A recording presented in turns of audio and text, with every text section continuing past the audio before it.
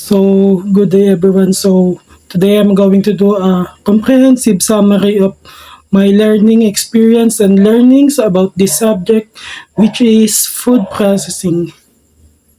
In the subjects, I learned about the history of preservation. So, as you can see, this is our activity that we have to do. So, we make jam. So we have different jam, which is mango jam and coconut jam, and we have also chicken chayote. In this lesson, I also learn about the traditional ways and the modern ways on how to preserve our product and prolong its shelf life. So in this subject, I also learned about how to make coconut vinegar and how to and what are the methods of how to dry our fruits or vegetables. So this is my coconut vinegar. So this is my second attempt of making coconut vinegar. So in my first coconut vinegar that I make,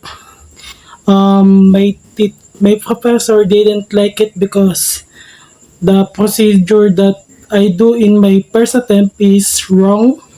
So she already knows that my coconut vinegar is bad and he didn't like it.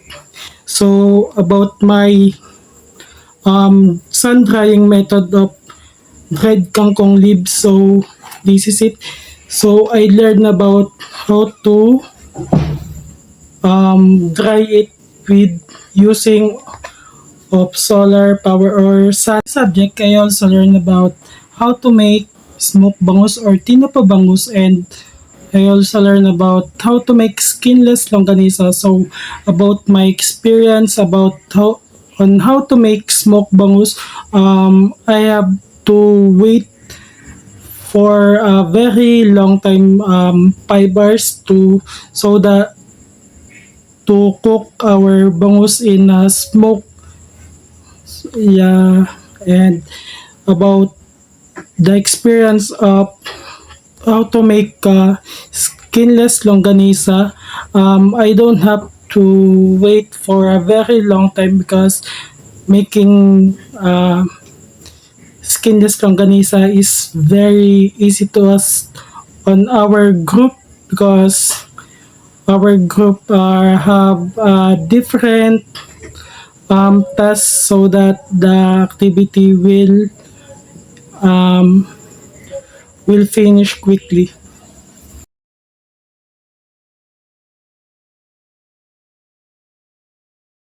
So I learned about how to make embutido. So our professor tasked us to do on meat curing. So our group chose to make embutido. So about my learning experience about how to make embutido, it's not that hard.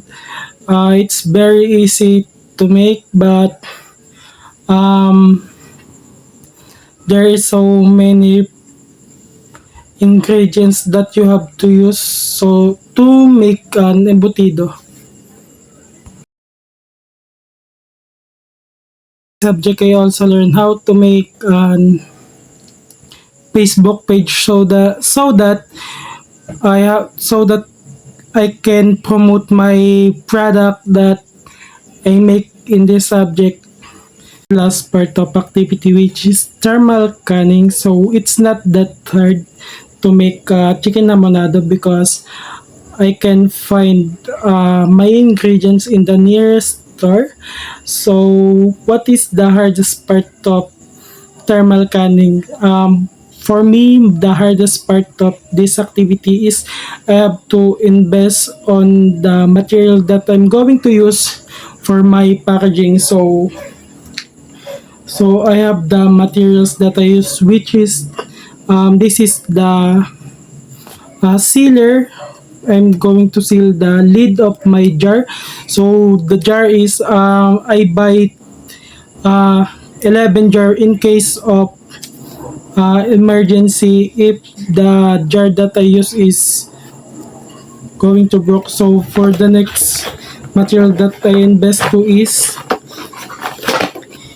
heat gun. So I use this to seal the wrapper of lid of my jar. So that's uh that's the hardest part of this activity, that I have to invest on the materials that I need.